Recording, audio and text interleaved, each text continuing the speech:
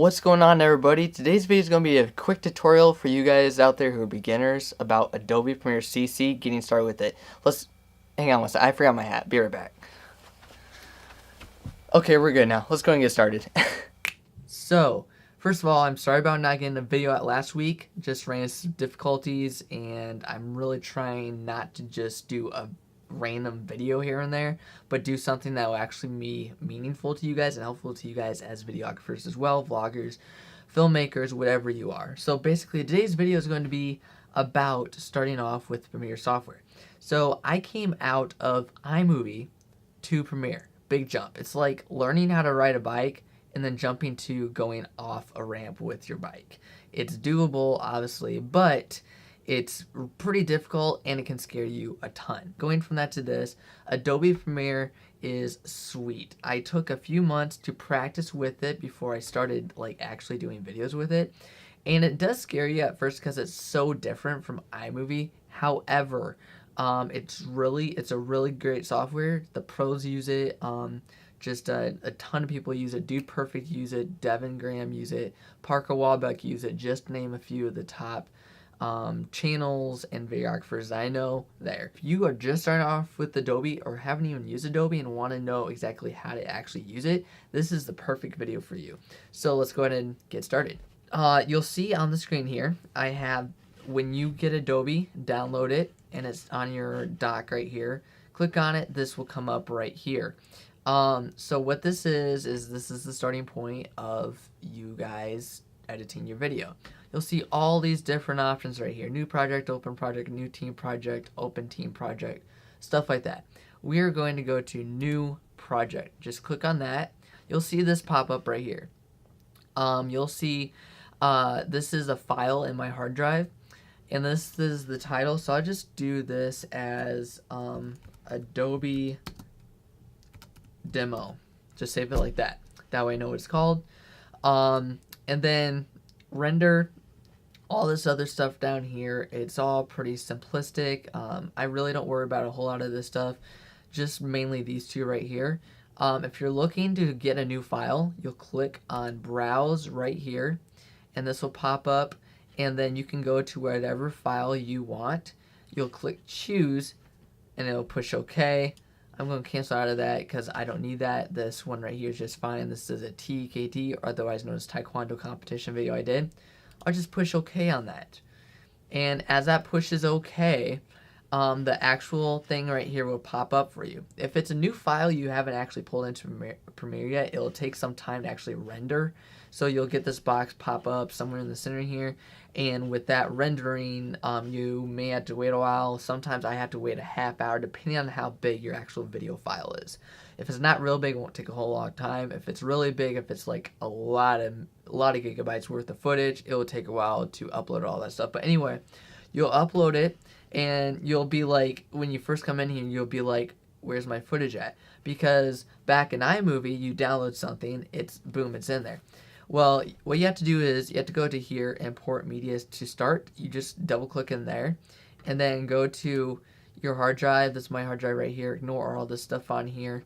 Actually, you know, it's probably at the top here. Yeah. Let's see. I'm looking for it. Where's that file at? DKD videos. That one right there. And then I'll push import, and it'll say import files. It might take a second, might take a little bit more than a few minutes to import these files. So I will come back when it is all rendered, imported, and I'll be back in just a minute. The video is done importing, or the video clips anyway. So you'll see on the screen right here that you have this thing pop up right here. It says import entire project, import selected sequences, or shared project, and then the stuff down here which you can check mark and just go by that. I just leave the top one filled in and don't do anything else. Push OK, and after you push OK, it will take just a second. Push that again. There we go. So after you push OK, it will do this. It says file format not supported. Don't worry about that. Nothing to worry about. So push OK. Now you'll see the actual file down here, and you might be like, well, where's all my footage? Because in iMovie, I need to stop comparing this to iMovie because there's no competition. So basically, click that arrow down there. You'll see another one come down. Click that arrow down there. You'll see another one come down. Click an arrow down there, and you have all your footage down here that you have. This right here, when you click on the file to view a clip, basically. So when you click on that, you're going to see, and ignore this highlighted thing right here. Let me go to this one instead. When you click on a file, it's going to pop up right here. You can see all kinds of stuff on here. You can go through here. Let me turn down the volume real quick. Get that volume down. There we go. So you can scroll through here and just look at the files themselves. I'm going to tell you what most of everything is in here as far as I know. These are different tools right here, settings that you can do. Just a lot of different things in here that you can work with. Let's see, this right here is full, half, and quarter.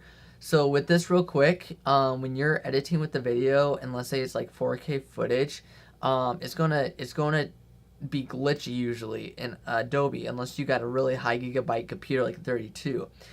You want to bring this down to at least half, if not quarter. What that will do is that will bring down the size of the video quality, so that you're not having to deal with the glitchiness. And then once you're done, just go back to full, and it's all good to go.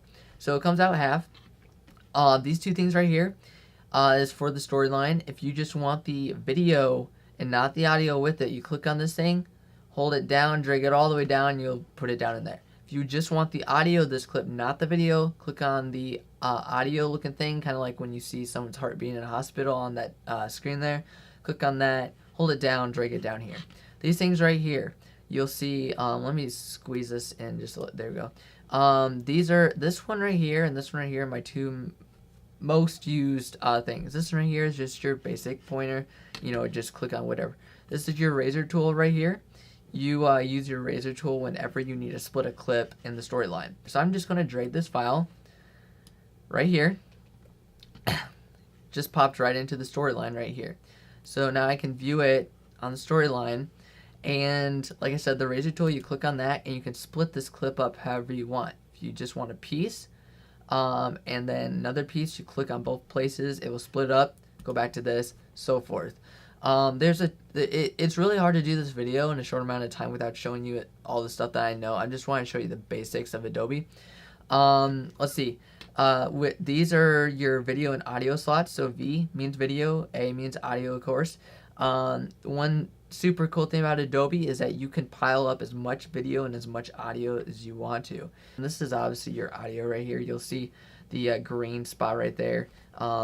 So the cool thing is right here, this gives you your decibel level for your audio. You want to stay between -18 and at the highest decibel, -6. But staying within there, that'll give you a nice clean audio. Effects down here. You can type in, if you're looking for transitions, type in video transitions. I type in video TRA, gets me close enough. You'll see all the transitions right here. And you can do all that stuff. Cross dissolve is the most basic, most common transition that I use. It's very simple and very nice. Just to give you an idea of what it actually looks like, I'll just stick it on there just to start off. Very basic. And then if you don't want it on there, just click on it, right click, and then push clear. If you go up here to Windows, come down here to Lumetri Colors, what will pop up is this thing right here. The other cool thing is, I'll show you this in just a second, but anyway, just stick with one thing at a time, Micah. Basic correction is one of the most common things I'll use.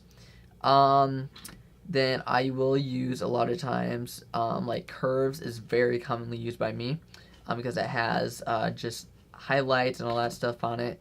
Color wheels I'll use a little bit. Basic correction is my most main used tool for coloring, stuff like that, because you can use LUTs and stuff like that.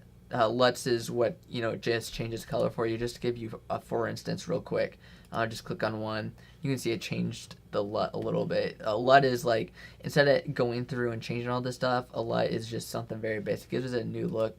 Go back and just change it to none. But anyway, and let's say that you put a LUT on there. You're like, I want to see. I don't want to just take off the LUT, but I want to see what it looks like without and with the LUT. So do right there. Click on this box right here, or just click. It'll go back to the normal. Click again. You can change the size of the boxes really nicely. So you can actually click on something. So let's just go to this thing right here. I'll just click on this. Click on it and hold on it, and you can actually move it to all these bars. So you can see all these things highlighted. You can move it into all these different bars. So let's just do like, let's just go to like this one right here. You can see now I have a different one right there. I can click on that. Let's say I want it back though. Just push that over there, same thing. And that's just really easy. There's so many things you can do with Adobe. Almost said iMovie. You can do with Adobe because it's such a high-tech thing, and I think that's the reason why a lot of people there's so much stuff jam-packed into this that it just takes a while to get used to it. So you want to export a movie. Go to File. You want to push save first. So just push save. I'm not going to do it because I don't want to save this. But push save before you do anything. And I would suggest pushing save about every 15 minutes while editing any project. Just saves you from losing anything, especially if your computer crashes. So you'll push save. The box will come up. Says saved. Go back to File. Go down to Export. Push Media. And this box will pop up in just a second. There we go. Want to make sure that this thing right here is already at the beginning, so it makes sure to export the whole video. You'll go up here to Format. You'll have all these different options. You usually have ProRes on here, but just for instance, I'll just click like H.264. Click on that. Preset. You have all these different options that you can do. Everything looks good. So the next thing you would do is push Export, and it will export the entire video right there. I'm just going to push cancel. It tells you how much time is left for the actual video. I'm just going to push cancel.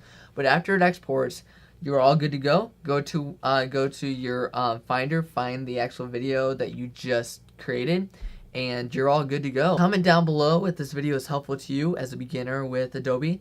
And don't forget to subscribe to this channel. I'd greatly appreciate it. Like this video if it was helpful to you as well. That's I would greatly appreciate that as well. Guys, have a great day. Enjoy the rest of the day, and happy filming. Peace out.